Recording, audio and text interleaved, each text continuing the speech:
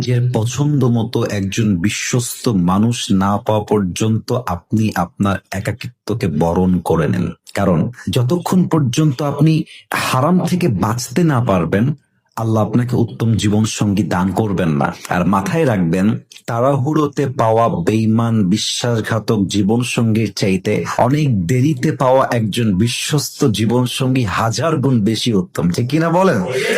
তাই আমি মাঝে মাঝে বলি যে দেরিতে আসুক, তবে মানুষটা সঠিক হোক।